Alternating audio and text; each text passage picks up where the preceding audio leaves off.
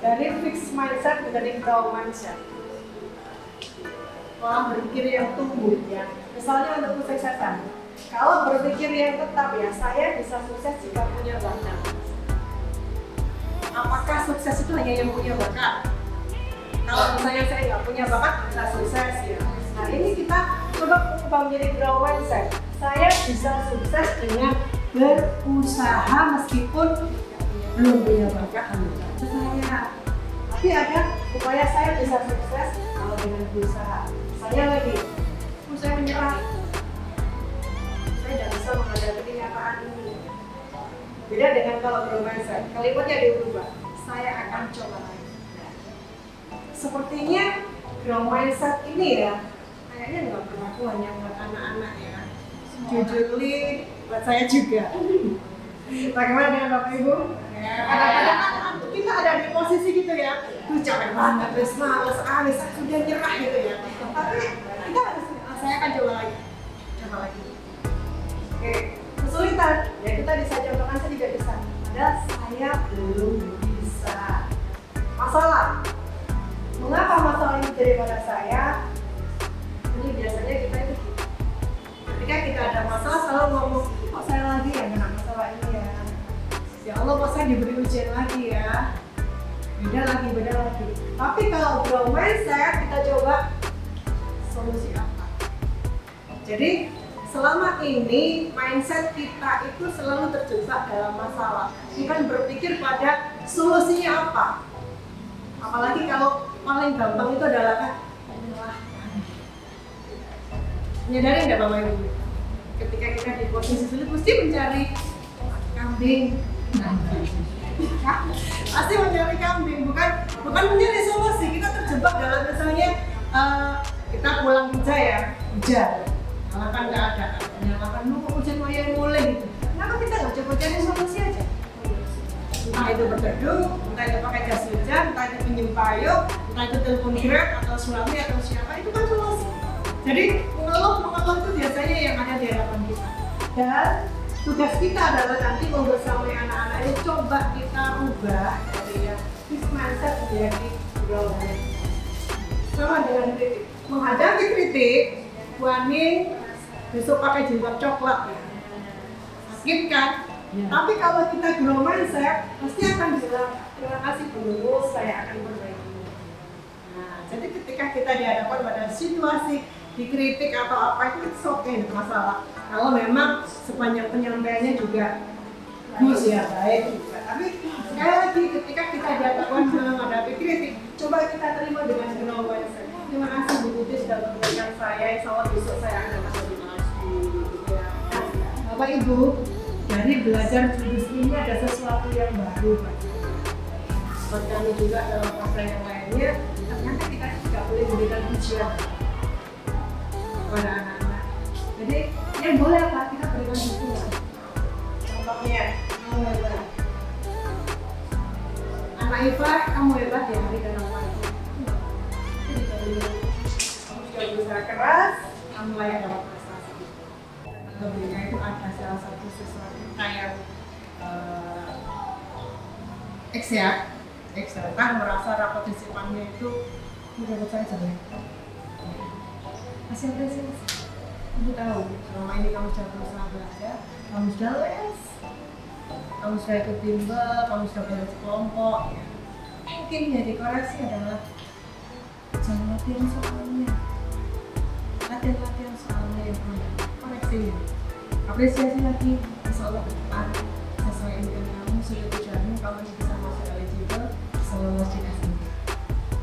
Itu salah satu contohnya. Nanti lihat-lihat konteksnya yang dihadapi baik Bapak Ibu seperti apa, coba terapkan ini aja. Sederhana ya, terakhir kita menata situasi. Bapak Ibu kebayang nggak menata situasi itu seperti apa? Walaupun belum kami jelaskan. Menata situasi apa? kelas. Iklim sekolah. Iya, 100 untuk Mr. Nanang. Ya. Situasi sekolah. Jangan sampai sekolah kita nggak nyambung. Jadi pastikan sekolah kita nyaman, aman, membahagiakan, tidak ada yang namanya bullying, tidak ada yang namanya tidak ada air, ada listrik ya. Terus juga aman dari namanya pencurian, parkir anak-anak aman. Kita ketika saya praktek di kelas 12-8 ya, mengenali gaya belajar itu kita hanya itu. Hasilnya menunjukkan sebanyak 50% gaya visual, 36%, 16% di desain ya. Anak-anak melakukan refleksi setelah dia main masuk di aplikasi itu apa yang dia rasakan. Senang sekali Bu, seru, saya bisa tahu gaya belajar saya selama ini saya sudah belajar sama sekali. Soalnya asal aja. Terus aplikasinya mereka membuat kelompok belajar AKBD. Kalau ada gambar mangga ini termasuk visual, apa setting, apa auditori. Jadi mereka bisa berkelompok tahu. Oh kalau yang cenderung senang kesini ini masuk oh ya senang praktek ini. Nah, interpretasi dan rekomendasi dari tipe gaya belajar. Yang visual, interpretasinya ini menggunakan gambar, diagram, tabel PPT. Rekomendasinya nanti ini ketika dia kuliah bisa memilih program desain grafis, arsitek ya. Kalau yang auditori mendengarkan informasi bisa masuk di komunikasi, yang di estetik nanti bisa di jurusan kayak olahraga, sekitar ya.